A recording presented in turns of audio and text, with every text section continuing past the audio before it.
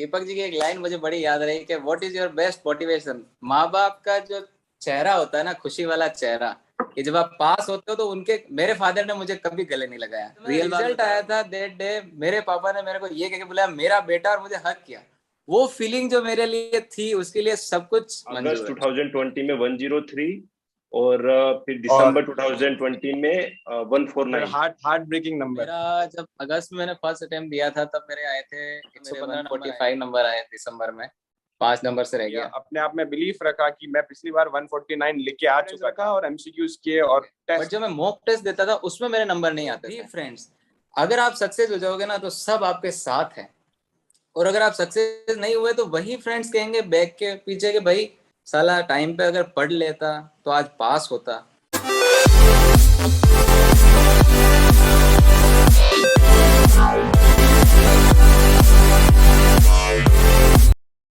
Hello guys, my name is Dr. Deepak Anjana. Currently doing internship at MJ Medical College Indore.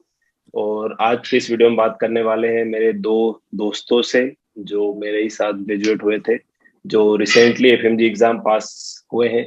तो आज हम उन्हीं की जर्नी, उन्हीं का स्ट्रगल, उन्हीं की मेहनत के बारे में बात करेंगे, ताकि आप लोगों को भी उनसे कुछ उनकी कुछ गलतियां सीखने को मिले जो उन्होंने पहले की, और जो उन्होंने सुधारी, और जो उन्होंने अच्छी अच्छी जो डेवलपमेंट की है इस बार, और जिससे वो लोग पास हुए हैं, तो वो लोग आपके साथ शेयर करेंगे, तो आप उनसे बहुत कुछ सीखेंगे।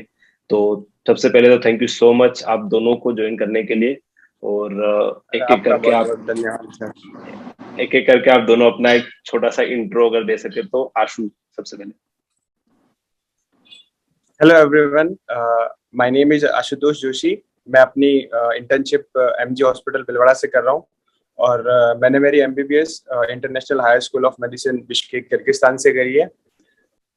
Hello guys, my name is Mehboob Mansoori. Currently I am doing my internship in MG Medical Hospital at Bhilwara, and मैंने मेरी graduation international school of medicine Kyrgyzstan Bishkek से करी है, और अभी इंटर्नशिप चल रही है।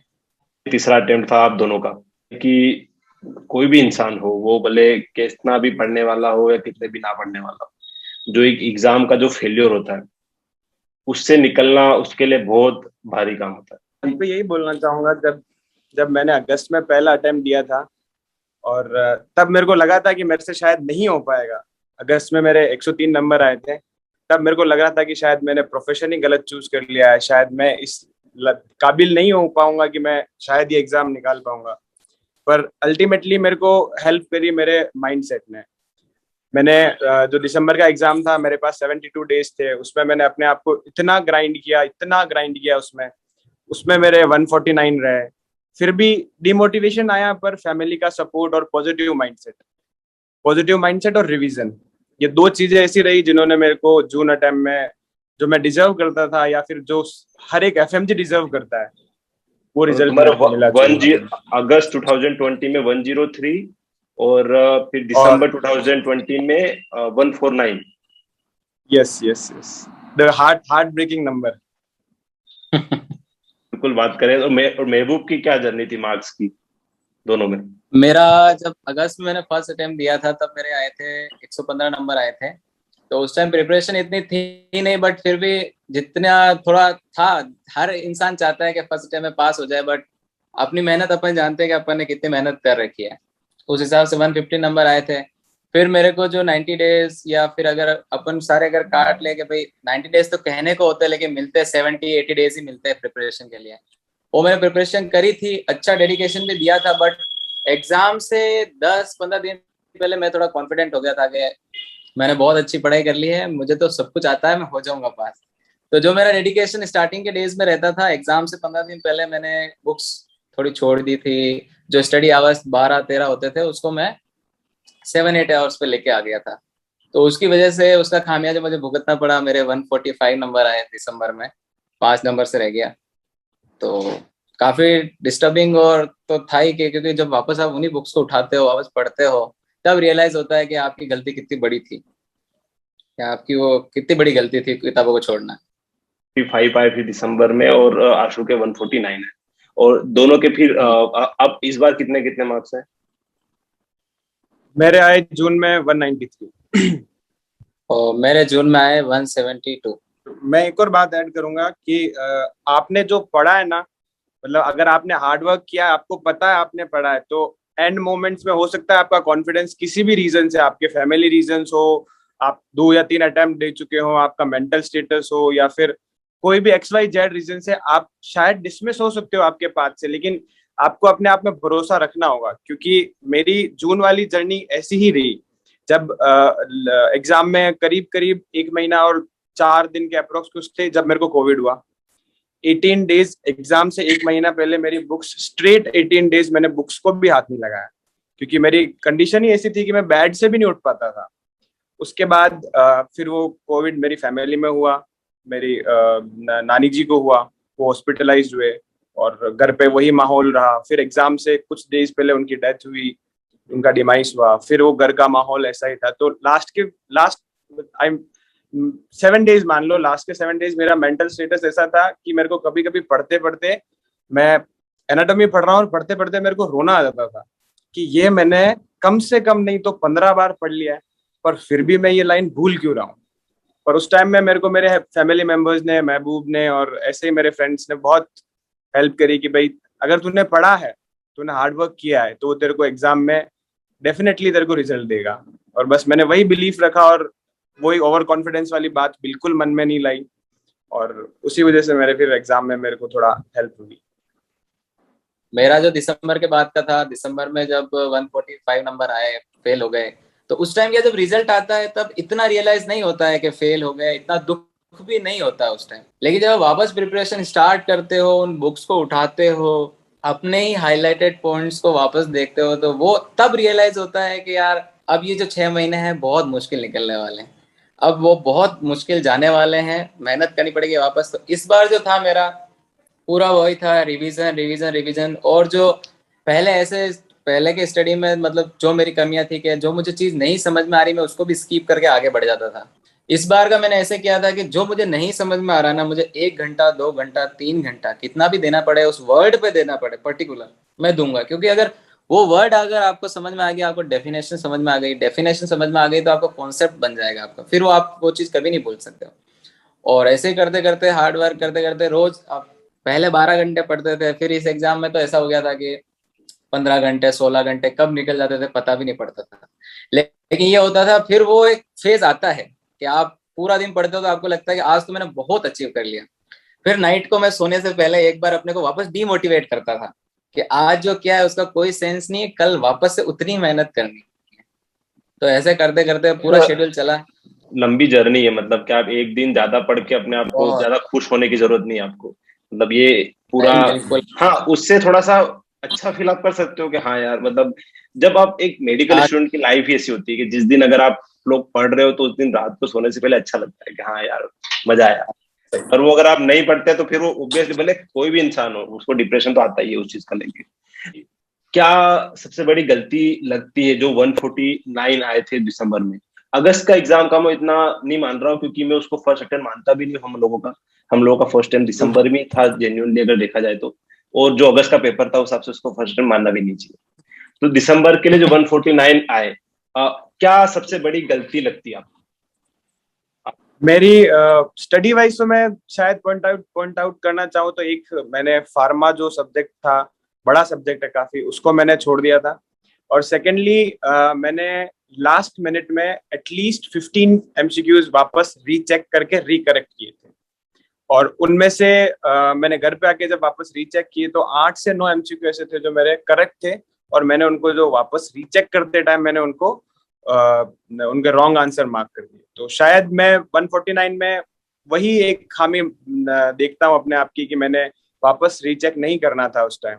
और मैंने इस एग्जाम में यही यही ध्यान रखा, जैसे अपनी पहले एग्जाम बात से हुई थी। पहले फोन किया था, एग्जाम से पहले मैंने अपनी आशु को बात फोन हुई किया था थी। कि, और इस पहले मैंने स्पेशली वीडियो भी बनाया था इस चीज का, एग्जाम से जस्ट पहले 3 दिन पहले, कि भाई ये गलती मत करना। मतलब जितने भी 145 से 149 अगर किसी के एमसीआई में आते हैं, तो 100 कोई एक इंसान ऐसा होगा जिसकी गलती नहीं, वरना सबकी यही गलती होती है। महबूब ने भी कुछ तो किया ही होगा इसमें। हाँ महबूब। मेरी जो गलती थी सबसे बड़ी, मैं एमसीक्यू से डरता था। क्योंकि अगर आप एमसीक्यू दोगे, टेस्ट दोगे, तो रियलिटी आपके सामने आ जाएगी। और मैं रियलिटी फेस करने से डरता था कि यार इतने कम नंबर आ रहे हैं, मैंने इतना पढ़ लिया, उसके बाद भी मेरे नंबर नहीं आ रहे, तो मैं वो डरता था। तो मेरी सबसे बड़ी गलती तो वो थी, उसका खामियाजा मुझे एग्जाम में भुगतना पड़ा। मैं किसी भी क्वेश्चन को करने से पहले ज्यादा सोचता था। मैंने क्वेश्चन पढ़ा, एमसीक्यू पढ़े, उसके बाद में उसको ज्यादा समय देता, मतलब सोचने लग जाता। और फिर मुझे, जब मैंने बहुत एमसीक्यू किए, बहुत टेस्ट दिए, तो मेरे को एक रियलाइज हुआ कि जो फर्स्ट थॉट आपके दिमाग में आता है क्वेश्चन पढ़कर, वही उसका राइट आंसर होता है। वरना अगर ज्यादा सोचा तो सब एक दूसरे के जुड़वा भाई निकलेंगे, चारों ही एमसीक्यू। तो इसलिए जो फर्स्ट थॉट आपके दिमाग में आ रहा है, माना वो गलत हो सकता है, बट सही होने की संभावना भी उसी की सबसे ज्यादा है। तो अगर नहीं आ रहा, एग्जैक्ट आ रहा है, तो उसका आंसर वो है। बट अगर आपको 100 में हो, तो आप अगर सट्टा खेलना चाहते हो, तो जो फर्स्ट थॉट है उस पर खेलो, वो आपके राइट ही जाएगा। और वही मैंने इस एग्जाम में किया, ज्यादा सोचना ही नहीं, जो आया वो किया, आगे बढ़ो। इस बार जितने भी लोगों को मैंने बोला ना, ये और मेरे एग्जाम के टाइम भी यही किया था कि ये कोई नीट पीजी की एग्जाम है नहीं, कोई माइनस मार्किंग है नहीं। अब मेन चीज, हमने जो भी क्वेश्चन आया है, अगर वो हमको उसका आंसर अभी नहीं आ रहा है, तो बाद में भी नहीं आएगा। बाद में भी नहीं अच्छा है कि जो और फर्स्ट टाइम में जो सोचा है, वो जो दिख रहा है उसको लगा दो और आगे बढ़ जाओ। बाद में रिव्यू करने के चक्कर में फिर वो चारों फिर सेम ही लगते हैं, जैसा बोला उसने, भाई भाई लगते हैं सब। इवन जो सही टिक किया वो भी गलत कर दोगे बाद में, तो ऑब्वियसली फिर तो लगेगा। मैं एक बात और ऐड करूंगा। इस बार मैंने फर्स्ट पेपर 60 मिनट पहले कंप्लीट कर लिया था। लास्ट के 5 या 10 एमसीक्यू बचे थे केवल, पर मैंने लास्ट के 50 मिनट में एक भी क्वेश्चन को वापस खोल के भी नहीं देखा। मेरा पेपर कंप्लीट हो चुका था, 45 मिनट अप्रोक्स बचे थे, तब मेरा पेपर कंप्लीट हो चुका था। मैंने वापस रीचेक ही नहीं किया। मैं पेपर में उसको 150 एमसीक्यू पे रख के और बैठ गया केवल। कब टाइम पूरा होगा तब उठ के बाहर जाऊंगा। मेरा भी 16 मिनट पहले फर्स्ट पेपर कंप्लीट हुआ था। ना मैंने रीचेक किया, ना मैंने किसी को टिक किया। जो समय मिला ना, उसमें मैंने वॉशरूम गया, घूमा फिरा उधर, मतलब किया, लेकिन मैंने रीचेक नहीं किया, क्योंकि मुझे पता था अगर मैंने रीचेक किया तो मैं मेरे ही आंसर पे डाउट करूंगा कि क्या मैंने ये सही किया है या नहीं किया है। और इस एग्जाम में एक नंबर कितना इंपॉर्टेंट है, वो किसी को बताने की जरूरत नहीं है। स्ट्रेटजी में क्या मेजर चेंजेस किए दिसंबर के बाद, आशु? तो मैंने ये चेंज किया कि मार्च से लेके मैंने मई तक पर 10 डेज, मतलब हर 10 दिनों में मैंने एक मॉक टेस्ट देना स्टार्ट किया। इनिशियली मेरे नंबर नहीं आते थे मॉक में, लेकिन मैंने देना स्टार्ट किया और उसके अकॉर्डिंगली मैं मेरे सब्जेक्ट रिवाइज करता गया। और फिर लास्ट मंथ के करीब जब कोविड से मैं वापस रिकवर हुआ, तो मतलब हर वीक 7 दिन में या 6 दिन में वो देता गया। प्लस एमसीक्यू डेली करता था मैं, मतलब टेस्ट क्रिएट नहीं करता था, पर डेली 100 एमसीक्यू या 200 एमसीक्यू मेरे डेली के एमसीक्यू का मेरा एवरेज था। बाकी मेजर चेंजेस मैंने कुछ नहीं किए। मैंने जो मेरा पहला स्टडी पैटर्न था उसी को फॉलो किया। अपने आप में बिलीफ रखा कि मैं पिछली बार 149 लिख के आ चुका था, तो इस बार मेरे पास 6 महीने और है, एक सब्जेक्ट और ऐड कर रहा हूँ मैं इस बार आराम से ले आऊंगा। बस वो कॉन्फिडेंस रखा और एमसीक्यूज किए और टेस्ट सीरीज के पूरी फॉलो करी। एक भी टेस्ट मेरा ड्यू नहीं था इसका, प्रेप लेटर का। जिस दिन हम लोग देने गए उस दिन नया टेस्ट आया था, केवल वही ड्यू था। बाकी सारे एफएमजी के टेस्ट, ग्रैंड टेस्ट और एफएमजी चैंपियनशिप मैंने दे रखी थी। यही मेरा मेजर चेंज था। बाकी रिवीजन किए मैंने, अराउंड मैंने 12 रिवीजन कंप्लीट किए, सब पर सब्जेक्ट वाइज। आई नो सुनने में बड़ा एग्जेजरेटिंग लगता है, लेकिन मेरे पूरे 12 रिवीजन कंप्लीट थे। प्लस 3 रिवीजन मेरे ऐसे थे जिनमें मैंने मेरे शॉर्ट नोट्स बना रखे थे। हर सब्जेक्ट का मैंने 1 या 2 या 3 पेजेस में मैक्सिमम मैंने शॉर्ट नोट्स बना रखे थे, जो या तो पॉइंट थे जो मुझे याद नहीं रह रहे थे, या फिर जो बहुत ही इंपॉर्टेंट थे वो मैंने उनमें लिखे और उनका मैंने 4-5 बार रिवाइज किया, और एग्जाम के डे भी उसी को रिवाइज किया मैंने। ये मेरा मेजर चेंज था दिसंबर से जून में। मेरा दिसंबर के बाद रहा था, जो मैंने मेरी गलती बताई, मैं एमसीक्यू वगैरह नहीं देता था, तो उसके बाद मैंने रिवीजन तो चलते ही थे, उसके अलावा मैं एमसीक्यू देना स्टार्ट किया। मैंने मेरे एमसीक्यू जो अपन देते हैं, जैसे पर्टिकुलर किसी टॉपिक के देते हैं, उसमें मेरे 70-75% बनते थे। बट जब मैं मॉक टेस्ट देता था उसमें मेरे नंबर नहीं आते थे। तो मैं ये सोचता था कि यार, जब मैं एमसीक्यू कर रहा हूँ, मैं थ्योरी पढ़ रहा हूँ, फिर मॉक टेस्ट में मेरे नंबर क्यों नहीं आ रहे हैं। तो फिर मैंने रियलाइज किया कि जो मैं पर्टिकुलर टॉपिक के एमसीक्यू कर रहा हूँ, वो मेरे करेक्ट इसलिए हो रहे हैं क्योंकि मुझे पता है कि मैं उसी टॉपिक के एमसीक्यू कर रहा हूँ, इसलिए शायद मेरे वो 70% भी बन रहे हैं। तो उसके बाद मैंने थोड़ा सा चेंजेस ये किया कि मैं डेली के कस्टमाइज टेस्ट करता था, 100 एमसीक्यू 100 मिनट वाला। एक मॉर्निंग में देता था, एक इवनिंग में देता था। 200 एमसीक्यू हो जाते थे डे के। 1.5 घंटा टेस्ट देने के, 1 घंटा रिव्यू करने के, तो 5 घंटे तो इसी में चले जाते थे। उसके अलावा 10 घंटे थ्योरी अलग से। ठीक है, तो इस वजह से मेरी एमसीक्यू की टेस्ट की टाइमिंग की अच्छी प्रैक्टिस हो गई। उसके बाद जैसा आशुतोष ने कहा कि मैं रिवीजन भी 12-13 रिवीजन हमारे हो रखे थे, एग्जाम तक हो चुके थे आराम से कंप्लीट, पॉइंट टू पॉइंट वाले। और हर हफ्ते हमने डे फिक्स कर रखा था कि इस दिन अपन मॉक टेस्ट देंगे। उसमें स्टार्टिंग इनिशियल डेज में नंबर नहीं आते थे, रियल बात है, 130, 135, 138 तक नंबर आते थे, नंबर नहीं आते थे। तब रिव्यू करते थे हम पेपर को, तो गलती हमारी ये निकलती थी, ज्यादा सोचना, एमसीक्यू को ज्यादा समय देना, प्लस मार्क करना। जो अपन मार्क करते हैं ना कि भाई हाँ ठीक है मैं इसको एंड के टाइम में देख लूंगा वापस, तो जो सही किया होता है उसको भी गलत कर देते थे। उसके बाद हमने ये चालू किया कि जो आया किया आगे, जो आया किया आगे। उसके बाद से कभी हमारे नंबर कम नहीं आए, ऑलवेज 150 से ऊपर रहते थे नंबर। तो बस यूं कॉन्फिडेंस था कि अगर प्रेप लीडर के मॉक टेस्ट में अगर पास हो रहे हो तो मेन एग्जाम तो विल बी पीनट, कि भाई हो जाएगा, उसमें कोई बड़ी बात नहीं। क्योंकि तुमने भी दिया है, तुमको पता है कि भाई प्रेप लीडर का मॉक टेस्ट कितना हार्ड होता है। अगर आप उसमें नंबर लेके आ रहे हो तो आप आराम से रियल एग्जाम में तो नंबर लेके आ जाओगे। तो मतलब सबको ही बोलता हूँ कि अगर आपके 130 से ऊपर अगर पेपर मॉक टेस्ट में नंबर आ रहे हैं, मतलब आप पास हो। करते रहो बस उसको कंटिन्यू, रिवाइज करो बस कर कंटिन्यू। आप डिमोटिवेट मत हो कि आपके नंबर नहीं आ रहे हैं, आप बस ग्राइंड करते रहो, ग्राइंड करते रहो, करते रहो, करते रहो। आप किसी भी टीचर से पढ़ रहे हो आप पढ़ो, आप कोई भी टॉपिक्स पढ़ रहे हो पढ़ो, लेकिन आप छोड़ो मत के यार नहीं यार मैं मेरे से नहीं हो रहा है, मेरे को नहीं समझ में आ रहा है। जैसे आशुतोष ने कहा कि इसने फार्मा छोड़ी थी फिर इसने वापस से प्रिपेयर किया, मैं मेरा बताता हूँ। मैंने एनाटॉमी, फिजियोलॉजी, बायोकेम 3 सब्जेक्ट छोड़ दिए थे।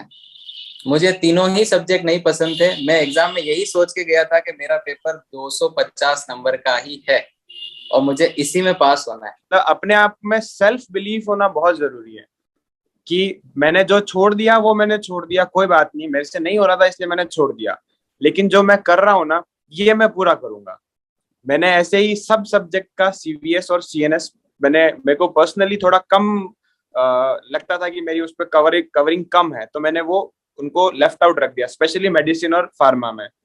तो पर मैंने दूसरे सिस्टम पे मेरा इतनी कमांड रखी, इतना मेरे पे अंदर बिलीव रखा मैंने कि नहीं यार मैं दूसरा सिस्टम अच्छे करूंगा। मैंने 2 रिवीजन कंप्लीट हुए थे, लेकिन जो दूसरे सब्जेक्ट्स और दूसरे सिस्टम्स हैं जिनके मैंने 12-12, 13-13 बार रिवीजन किए जून में, वैसा मैंने सीवीएस और सीएनएस को नहीं किया।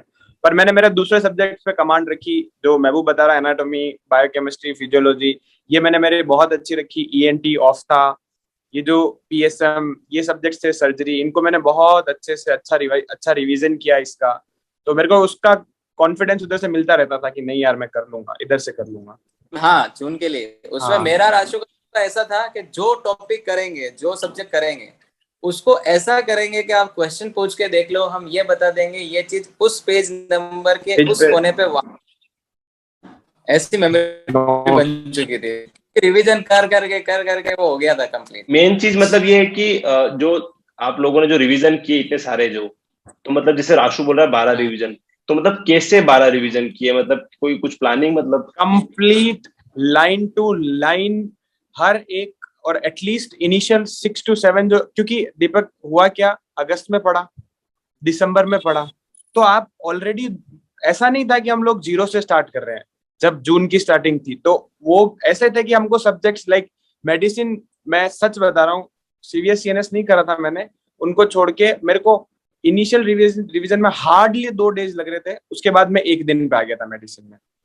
क्योंकि इतनी बार मेडिसिन पढ़ चुके थे, इतनी बार एनाटॉमी के वो आजम सर के 90-100 पेजेस के मैंने नोट्स पढ़ रखे थे, तो लाइन टू लाइन भी पढ़ने में बहुत कम टाइम लग रहा था। एक बात में और, जो भी अगर रिवीजन प्लान कर रहा हो, इनिशियल 1 या 2, आपको 10-12 रिवीजन की जरूरत नहीं है, वो हम जैसे कमजोर लोगों को जरूरत है। आप 6 से 7 रिवीजन भी अच्छे कर सकते हो, पर आपको इनिशियल रिवीजन्स में अगर आपने नोट्स प्रेपलेटर या किसी ऐप के नोट्स है आपके पास, तो मैं आपको रिकमेंड करूंगा आप एक पेन लो और एक कॉपी लो, और रफ में हर एक वो चीज लिखो जो आप उन नोट्स में पढ़ रहे हो, रफली लिखो। रिमेम्बरिंग के लिए आप उनको रफली लिखो कि कुछ भी एग्जाम्पल कोई भी लो आप, कि भाई ये होता है, ये ऐसा होता है, ये ऐसा होता है। वो आपको जब आप नेक्स्ट रिवीजन करोगे ना, उसमें आपको बहुत हेल्प करेगी, आपके रिवीजन की स्पीड को बढ़ाएगी वो। और कभी भी रश थ्रू नहीं करना है रिवीजन में, आपको इनिशियल 3-4 रिवीजन में टाइम लेना है, अच्छी एक एक चीज याद करनी है। अपन बोलते हैं ना, जो अपने ब्लैक शूज होते हैं उन पे, कि बूट पॉलिश करो कंप्लीट। आपको इनिशियल रिवीजन्स का मतलब वही होता है कि आपको शाइन लेनी है, आपके सब्जेक्ट्स को A to Z फिनिश करना है। फिर लास्ट जो रिविजन होते हैं उनमें आप आपके वीक पॉइंट्स आपको डिवाइड करना होता है कि ये मेरा स्ट्रांग है, ये मेरा वीक है। स्ट्रांग को और स्ट्रांग करना है। ये नहीं होना चाहिए कि यार ये तो मेरे को आता है इसलिए मैं छोड़ दूं, और ये मेरा वीक है इसलिए इसको पढ़ूं। आपको स्ट्रांग पे ज्यादा ध्यान देना है, आपके उसका एक भी क्वेश्चन गलत नहीं होना चाहिए आपका। और फिर वीक से आपको अडेप्ट करना है कि थोड़ा थोड़ा वीक का भी मैं स्ट्रांग करने की कोशिश करूंगा। जो स्टूडेंट होते हैं उनको पता नहीं होता कि स्टडी कैसे करनी है, क्या करना है, रिवीजन कैसे करना होता है। वो जस्ट रटना स्टार्ट कर देते हैं कि ये चीज यहाँ लिखी है तो मैं इसको बस रट लेता हूँ, समझ लेता हूँ, हो जाएगा। मैं ये कहना चाहूंगा कि आप कोई भी डेफिनेशन, कोई भी कॉन्सेप्ट अगर बनाने जा रहे हो, कोई भी डिजीज पढ़ रहे हो, आपको हर एक वर्ड का मतलब पता होना चाहिए। अगर हिंदी तो हिंदी में, तेलुगु, जो भी आपकी लैंग्वेज है उसमें आपको उसका मतलब पता होना चाहिए कि पर्टिकुलर इस वर्ड का मतलब क्या होता है। अब क्या होता है कि लोग रट लेते हैं कि भाई वर्ड लिखा हुआ है, इसको रट लिया, आगे बढ़ो। लेकिन उससे क्वेश्चन सोल्व नहीं होगा। क्वेश्चन तब होगा जब आपको उस वर्ड का मतलब पता होगा। आदि कॉन्सेप्ट तो वैसे ही सोल्व हो जाते हैं। जैसे फार्मा की ड्रग्स में ही डिजीज का नाम भी बहुत बार छुपा होता है, मेडिसिन की डिजीज में ही उनके क्लिनिकल फीचर्स छुपे होते हैं बहुत बार। अगर आपको उस वर्ड का मतलब पता है, उस डिजीज का मतलब पता है, तो आप रिवीजन अगर कर रहे हो तो पहले बेसिक उसका अच्छा स्ट्रॉन्ग करो, फिर आप उसके डिटेल में जाना स्टार्ट करो। बिल्कुल। तो जैसे इतना अभी भी मतलब पता है कंफ्यूजन, एक चीज मुझे भी हो रही है कंफ्यूजन कि जो आपने जो 10-12 रिवीजन का बोला ना, बहुत सारे लोगों का सुन के वो हो जाएगा कह रहे 10-12 रिवीजन, तो 10 मतलब कितनी गैप में 10-12 रिवीजन हुए थे? क्योंकि लोग फिर सच में पागल हो जाएंगे, कह रहे 10-12 रिवीजन। फरवरी से लगा के ये देख लो, अपना एग्जाम था 18 जून को ना, करीब करीब 30 मई या 1 जून 2 जून तक ये जो रिवीजन का कोटा था ये कंप्लीट हो चुका था। इसके बाद हम लोगों ने ऐसे प्लान किया था, जो स्नैपशॉट्स वगैरह थे, इमेजेस थी, और जो हमने प्रीवियस जितने भी टेस्ट दिए थे और जो हमारे शॉर्ट नोट्स थे, स्नैपशॉट जो टेस्ट हमने दिया है उस टेस्ट का, सपोज जैसे पीएसएम है, पीएसएम के मैंने 10-12 टेस्ट दे रखे हैं, तो सारे 10-12 टेस्ट में जो पीएसएम के एमसीक्यूज हैं वो, उसके स्नैपशॉट्स, मेरे नोट्स और मेरे स्ट्रॉन्ग पॉइंट्स, ये मेरा एक पीएसएम का रिवीजन लास्ट डेज में कंप्लीट है। तो मतलब हमारा, मैं पूछता तो उसको यही कहता हूँ भाई, for passing MCI you just need 2 things, dedication and consistency. आपका ये नहीं कि आज आपने 12 घंटे पढ़ा, 2 दिन पढ़ा, 3 दिन पढ़ा और फिर आप आ गए 6 घंटे पे, 7 घंटे पे। आपको डेली आपको एक गोल फिक्स करना पड़ेगा कि मुझे इतने आवर्स, इतने स्टडी मटेरियल और इतने एमसीक्यू डेली के करने ही करने, वरना खाना ही नहीं खाऊंगा, वरना मैं सोऊंगा ही नहीं। तब जाके जितने रिवीजन है वो होंगे, गोल अचीव होगा। जैसे अपने सर की एक, आपने ही एक लाइन लगाई थी, एक स्टेटस लगाया था, मुझे बड़ा पसंद आएगा, that your goals don't care how you feel. आप थके हुए हो, आपको नींद आ रही है, आपको अच्छा नहीं लग रहा, आपका मन नहीं कर रहा है, एमसीआई ये आपका नहीं जानती, उसको तो आपको पासिंग मार्क्स चाहिए। तो आपका कंफर्ट जोन से बाहर तो आपको आना पड़ेगा। बिना और दीपक, 10-12 रिवीजन की मतलब रियलिस्टिकली नीड नहीं है, पर हम लोग क्या ना कि हम 2 बार फेल हो चुके थे। हाँ, तो हम लोग उस फेज में थे कि डू एंड डाई। जो पहली बार इंसान पढ़ रहा है वो ऑब्वियसली कर भी नहीं सकता 6 मंथ में 10-12 बार रिवीजन। वो तो नहीं हो पाएंगे। देखो, इंसान एक बार ठोकर तभी रियलाइज होता है कि अरे यार इतना मुश्किल है क्या।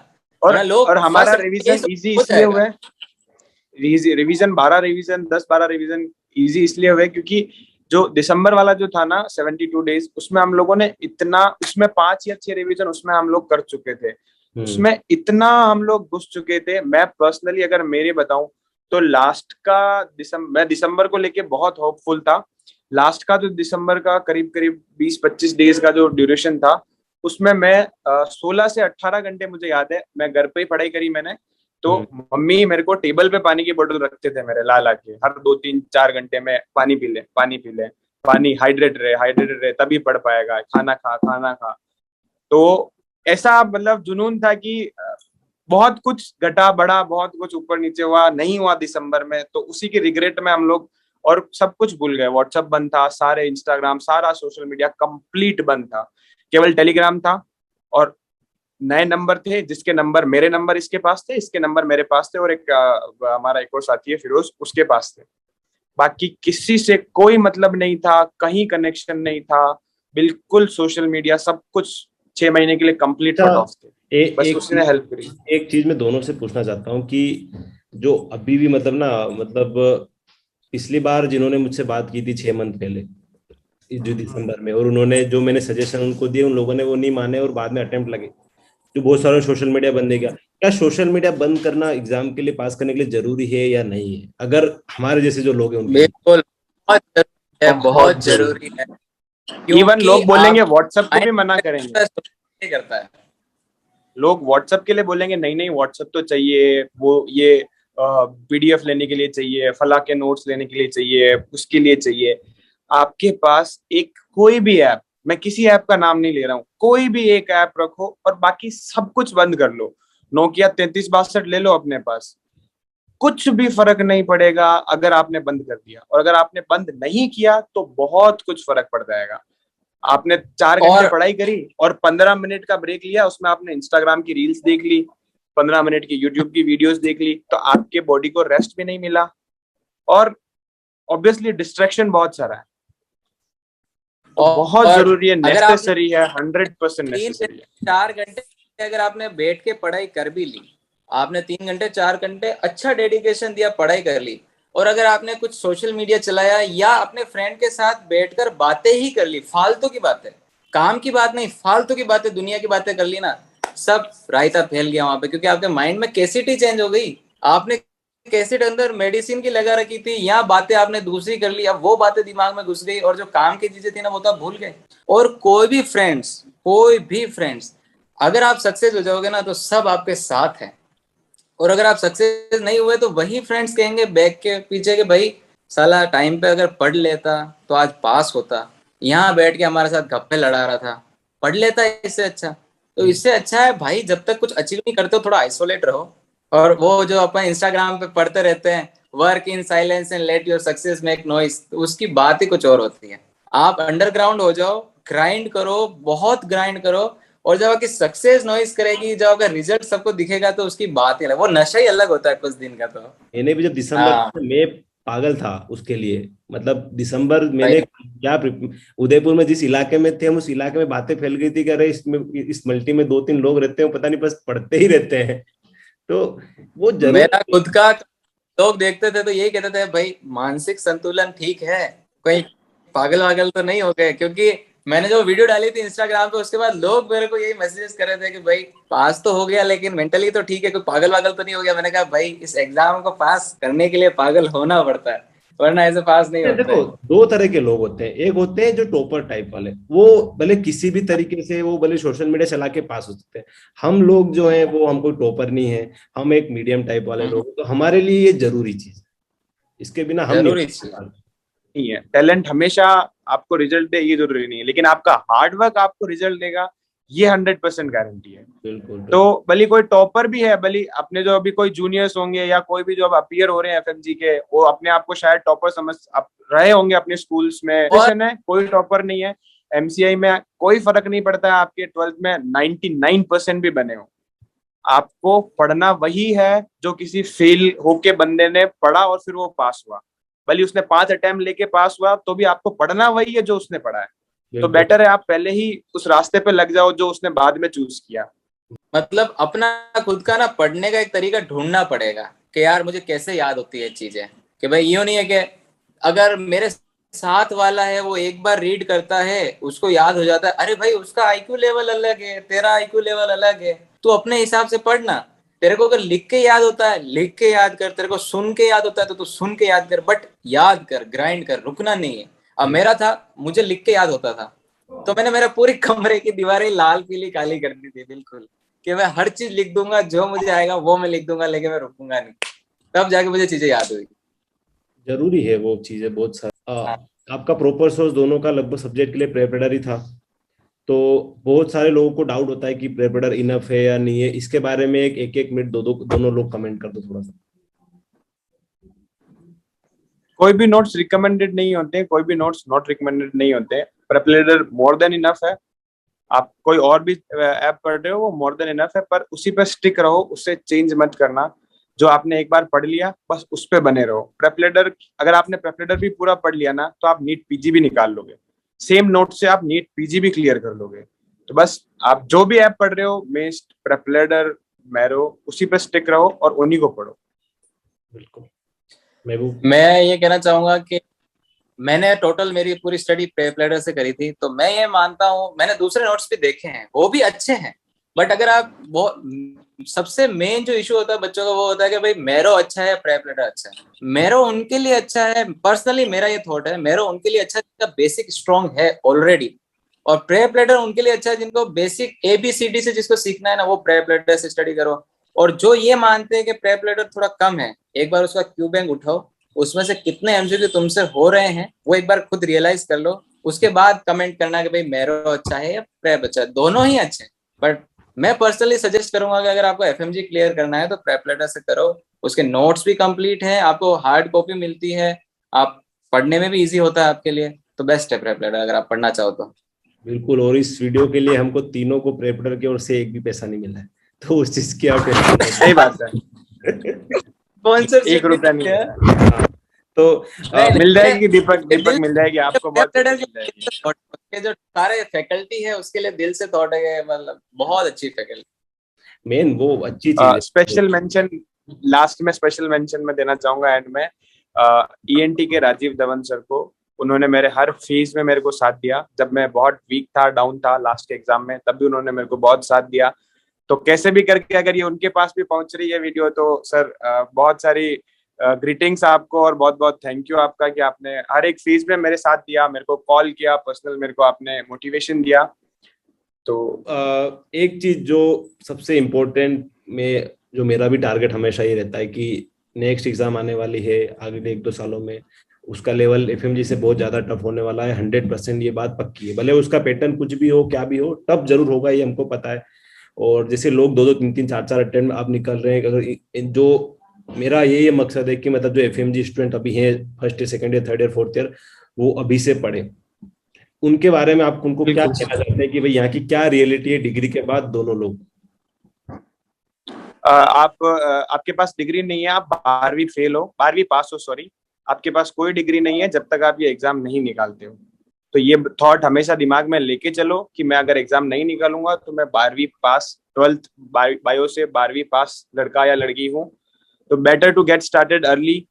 आप जल्दी से जल्दी जो भी हो, जो भी ऐप आपको लेनी है, जैसा भी पढ़ना है, जहां से भी पढ़ना है, पढ़ना शुरू करो और अपने गोल के तरफ काम करना चालू करो। डे बाय डे, मतलब hour by hour, day by day, month by month, आप ऐसे करोगे आपको 100% सक्सेस मिलेगी। आप एग्जाम निकालोगे, वो MCI का FMG हो या नेक्स्ट हो या US असेंबली हो या कोई भी, आप जहाँ जो भी टारगेट कर रहे हो, सारे एग्जाम अचीवेबल है। बस आपका डेडिकेशन और आपका हार्डवर्क आपको अचीव कराएगा। और मैं ये कहना चाहूंगा कि अगर कोई भी स्टूडेंट तो है, ये अगर कहना क्यों चाहेगा बार बार ये अरे ये मेरी लाइन है पागल। अगर किसी को यूं लगता है कि वो बहुत इंटेलिजेंट है कि नहीं दूसरे फेल हुए तो क्या मैं तो कर लूंगा, मैं तो इंटेलिजेंट हूँ, तो प्लीज ये थॉट अपने दिमाग से निकाल लेना। तुम्हारे 11th-12th के नॉलेज, इस नॉलेज के सामने कुछ भी नहीं है। इस स्टडी मटेरियल और इस एग्जाम के सामने वो कुछ भी नहीं है। तो प्लीज, अगर पता है कि फ्यूचर इतना मुश्किल है तो दूसरों की गलतियों से सीख लो, क्योंकि जो फेज होता है ना, फेलियर वाला फेज, वो शब्दों में बयां करना बहुत मुश्किल है। जो डिप्रेशन आता है, जो लोगों से छुप कर रहना पड़ता है, क्योंकि जब तक आप डिग्री कर रहे हो आप लोगों को ये कह देते हो कि हाँ मैं डिग्री कर रहा हूँ, 2nd year, 4th year, 5th year में हूँ, लेकिन अगर आपके हाथ में डिग्री आ गई फिर लोग आपको ये नहीं पूछते हैं कहाँ जॉब कर रहे हो, क्या काम कर रहे हो, ये पूछते हैं। फिर आप क्या कहोगे, एग्जाम की प्रिपरेशन कर रहा हूँ। कब तक भाई, कब तक? इसलिए जल्दी से जल्दी स्टार्ट कर दो, एग्जाम बहुत हार्ड होने वाला है, तो बेसिक स्ट्रॉन्ग करो, फिर टफ हो जाएगा। तो thank you so much Ashu and महबूब। मतलब ये बहुत ज्यादा, मतलब जितना मैंने सोचा था उससे बहुत ज्यादा मोटिवेटिंग सेशन ये हुआ है। और होप इस सेशन के बाद लोगों को जो अभी भी प्रिपरेशन कर रहे हैं दिसंबर के लिए, उनको बहुत ज्यादा हेल्प मिलेगी। जो लोग 149, 140 के रेंज में जो अटक रहे हैं उन लोगों को भी इससे थोड़ा मोटिवेशन मिलेगा। जूनियर्स भी थोड़ा सोचेंगे और वो लोग पढ़ेंगे। थैंक यू सो मच आप दोनों का ज्वाइन करने के लिए और इतनी अच्छी चीजें हमें बताने के लिए। आपका भी बहुत बहुत धन्यवाद दीपक जी, बहुत अच्छा काम कर रहे हो आप। Keep doing it. और कोई भी हेल्प किसी भी तरह की आपको या किसी भी जूनियर को पढ़ाई से रिलेटेड या कुछ भी XYZ, अपने एकेडमिक से रिलेटेड, तो आप लोग आपकी जरूर हेल्प करेंगे। आप जो भी दोनों की जूनियर्स है या इंस्टाग्राम जो भी आईडी एग्जाम यहाँ पर है। डिस्क्रिप्शन में इंस्टाग्राम आईडी शेयर करूंगा और आप लोग दोनों भी कांटेक्ट कर सकते हैं। महबूब, लास्ट में कुछ कहना चाहते हैं? बस दीपक जी का बहुत बहुत शुक्रिया। हमें लास्ट जूम में मैं मीटिंग में बच्चों को, लास्ट जो भी जूनियर्स है, जो भी बच्चे हैं, जो भी मेरे जैसे मेरे साथी है, कोई बच्चे नहीं है, कोई जूनियर्स नहीं है, जो भी मेरे साथी है, मैं उनको यही बोलूंगा, बहुत अचीवेबल एग्जाम है, डरना नहीं है। इजी एग्जाम है पर इजी लेना नहीं है। बस सही बात। आप अपनी मेहनत और करो, आप पास हो दीपक जी जाओगे। की एक लाइन दीपक जी की एक लाइन मुझे बड़ी याद रही कि what is your best motivation. माँ बाप का जो चेहरा होता है ना, खुशी वाला चेहरा, कि जब आप पास होते हो तो उनके, मेरे फादर ने मुझे कभी गले नहीं लगाया, रियल बात बता रहा हूँ, मेरे फादर ने मुझे कभी हग नहीं किया, बट जब मेरा रिजल्ट आया था दैट डे, मेरे पापा ने मेरे को ये कह के बुलाया मेरा बेटा, और मुझे हग किया। वो फीलिंग जो मेरे लिए थी, उसके लिए सब कुछ मंजूर है, सब कुछ, कितना भी हार्ड वर्क करना है, सब मंजूर है। और वो जो खुशी थी वो अलग ही थी। उस फीलिंग के लिए मैं रात को 2 बजे उदयपुर से घर गया था। हाँ, 2 बजे उठकर रात की नींद 3-3, 4-4 घंटे रात को सोकर और पूरे पूरे दिन पढ़कर मैंने वो दिन देखा कि हाँ मेरे पापा ने मुझे आगे से होकर हक किया और मुझे अपना बेटा कह के बुलाया, वरना कभी मेरे को मतलब यूं प्यार नहीं जताया कि मेरा बेटा ऐसा कह के। क्लास फैमिली में पापा और बच्चे का एक प्यार ऐसा ही होता है वो। Okay, thank you so much guys जुड़ने के लिए। Thank you. Thank you, thank you, thank you. Okay, goodbye night, bye. Bye.